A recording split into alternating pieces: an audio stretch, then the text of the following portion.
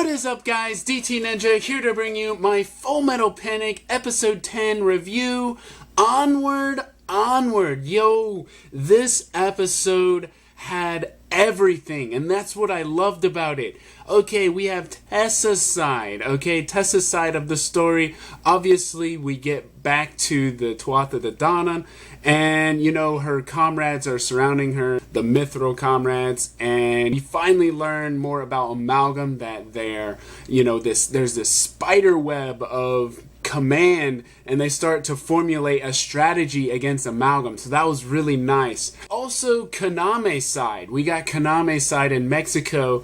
We start to see how the conflict within is starting to get to her. You know, that psychological conflict of wanting to see Sasuke again, but at the same time, she knows it will bring pain, it will bring suffering to others. So she's against it. So we do get to see that, and that's very well done. Also, Sosuke's side. Okay, Sasuke wakes up. Obviously, he's targeted, and he gets up from bed, and he rushes right into action. You know, even though he can barely stand, he moves onward, as the episode suggests. And actually, the two of them, Sasuke and Konami, this scene right here by Gato in the novel, this depicts exactly what this episode is all about, and that is, you know, moving forward even when you can't, even when you have doubts, moving forward, onward. So I absolutely loved how they did this episode. The animation was great, the action was great, it was suspenseful, you know, it kept you on your toes. You know, the viciousness of, you know, Kalinin coming in. And that's another thing. Everyone is moving forward. You have Tessa, you have Konami, you have Sasuke, you have Kalinin. So all these characters are all given equal attention, especially Tessa, you know, Sasuke and Konami. So that is one reason I absolutely loved this episode. There was some funny scenes, like, you know, Sasuke training in the camp in Florida, being yelled at, and, you know, he's starting using English because, you know, obviously he's like, "Yes, sir! Yes, sir!" So yeah, there were some really nice scenes. There was some really good action. Also, the fan service. My God, like, last week, I explained it, how they kind of had a lack of it, but wow, they made up for it in this episode tenfold. Oh my God, that was awesome. That was so great to see.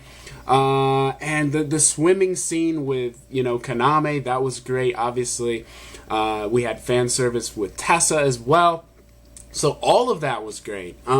Yeah, so great episode. I really enjoyed it. So I want to explain to you guys some things I noticed in this episode. It's probably not going to be as long as normal, but I have two videos planned for, you know, Full Metal Panic. So there will be more, and I'll explain with that at the very end. So first things first.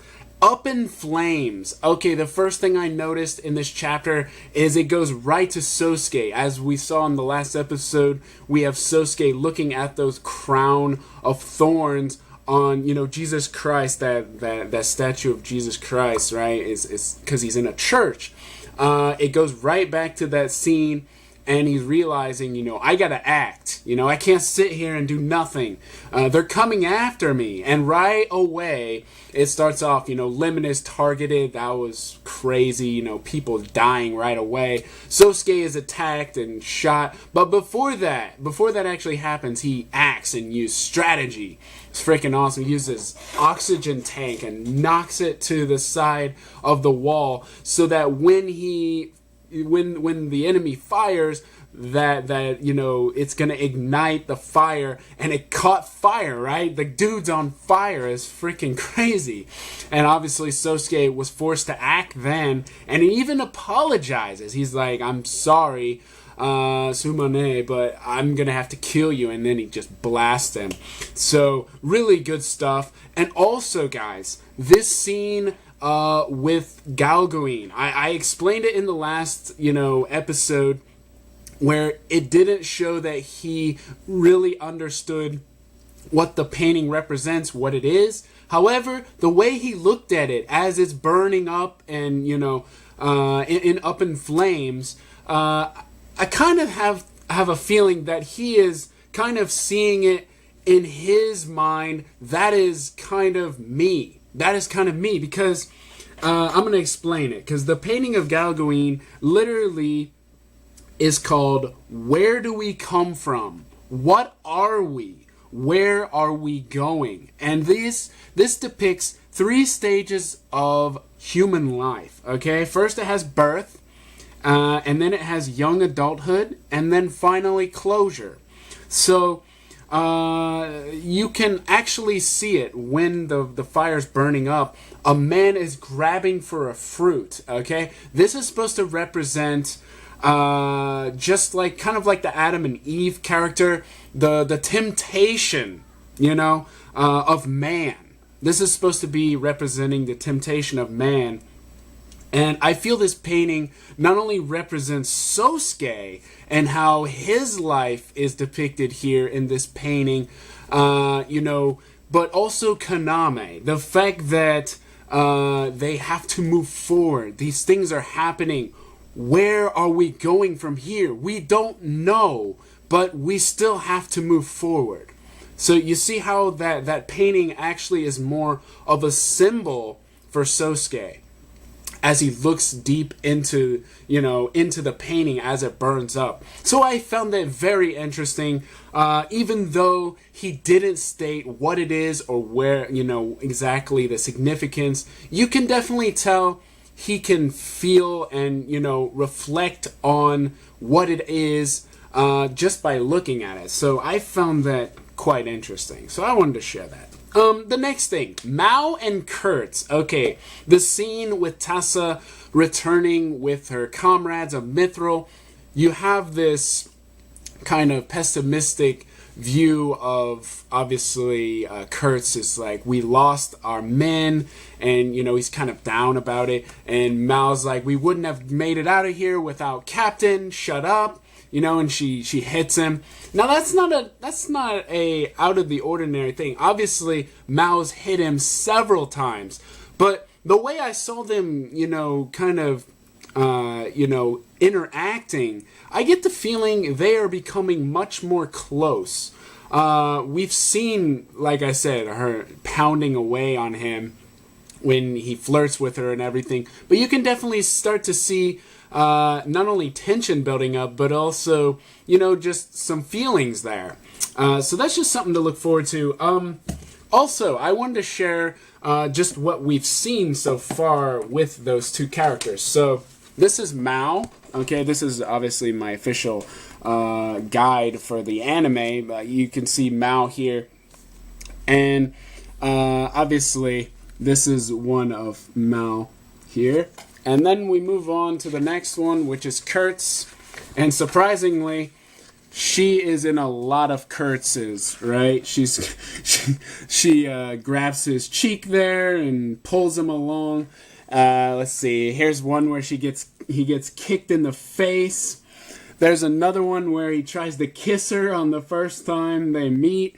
So you definitely can see there's something there that's building up, especially in this season. Now, in the first episode, we saw, them interacting, and it was really funny because Kurtz is like, damn, you look so good in that uniform. And obviously she elbows him. But normally when something like that happens, she gets a little overly, aggressive. But you can definitely tell there's something building up. So I just wanted to point that out. Okay, the next thing, the psychological conflict within both Sasuke and Konami, especially Konami. Now, Konami wants to see Sasuke again, but at what cost? She doesn't want things to happen like with Kyoko, right? What happened to her best friend. She doesn't want others to suffer for her sake. And the sad thing is, she doesn't even realize that others have already suffered. Nami, for example, has died for the cause. So she doesn't even realize. And that brings me back to that scene, how it was never shown, right? The scene with her and Nami in that dream that they were supposed to show. Sadly, that was not shown.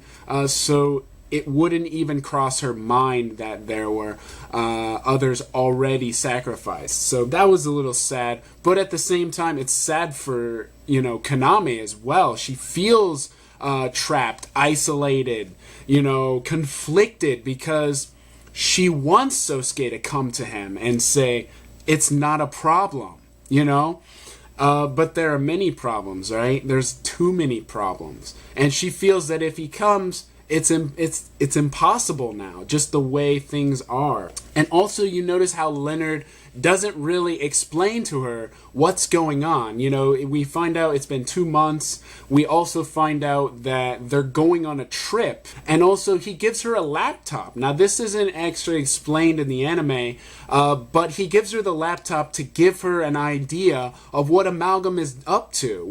So she's able to see the specs of all of the units, even the enemy units. So she sees, Arbalest and how it was completely destroyed by Belial. And so, she starts to, really understand what situation they're in and how Mithril is trying so desperate, to stay alive. So it's kind of a tactic too.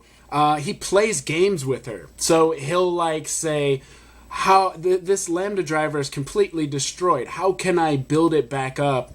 And she kind of lies to him. He'll tell her, this is the problem. This is the mistake you made. But she actually knew the answer. But she's just messing with him because she doesn't really want, to help him at the same time.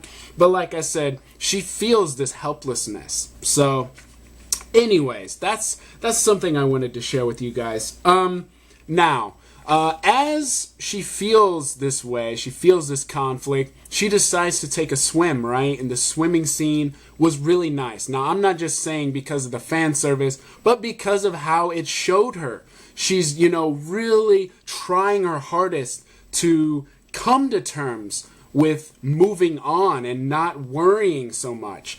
And it also goes back to Sosuke and how he's running and training in Florida. So you have that connection between the two. So even though they're far apart, they're kind of connected as well. So I do like that. I like how it was shown. So really good stuff. The next thing, Sosuke's training is insane. Okay, in Florida, he is forced to train in this camp under this guy, General Courtney. He is an old guy, a military guy in Florida, and he's an old comrade of Sosuke's. Well, anyways, this old man starts blasting Sosuke with these F-bombs, and it's crazy. He's trying to motivate him.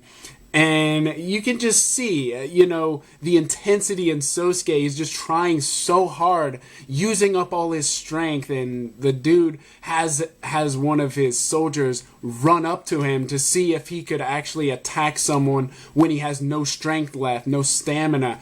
And obviously he falls, he basically falls down. He gets, tackled. He tosses him over. So he's like, well, sometimes that happens. So he's pushing him towards his limits. So it's really great to see that intense training. We really haven't seen a whole lot of training from Sosuke. So it's finally great to see some of that and how far he will go for his mission. And one thing that Courtney says is it's effing guts. It's effing guts. It's not about theory. It's guts. So I did like that. But there's this scene where Sosuke's running and he literally collapses on the ground. And I explained it before, but there's a freaking crocodile right next to him. And somehow, I don't know if it's because they're blind or what, but he somehow survived. It just walked right past him and went right into the lake. So he was very lucky. He almost got eaten by a crocodile. So anyways, that was freaking awesome. The final scene with Kalinin wow, wow, wow. That was savage as hell, man. You got Hunter, you know, he's responsible for moving ARX-8 to Sasuke, you know, getting the two of them together. And also Sasuke realizes that, you know, Al is still there. He's still alive. He kept him alive. So we get that connection too, not just to him and Konami, but him and Al as well. But when Hunter realizes that Kalinin has betrayed him, it's too late.